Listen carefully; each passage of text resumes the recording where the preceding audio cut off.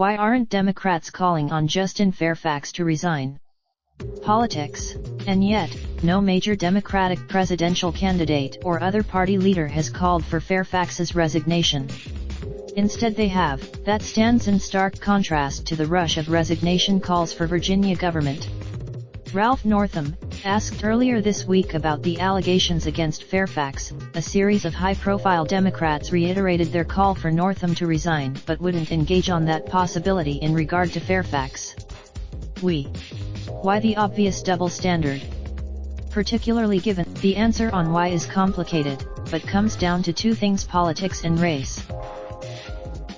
Let's start with the politics. One of the main reasons politicians were so quick to call for Northam's resignation over the blackface picture that he wasn't in was because Fairfax was waiting in the wings, a 39-year-old, African-American rising star within the party. What better way to, it was seen, rightly, by politicians and Democratic strategists as the most elegant possible solution to a very thorny political problem.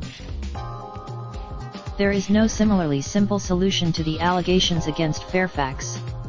In fact, which leads me to the second major factor in the hesitancy to demand Fairfax's resignation.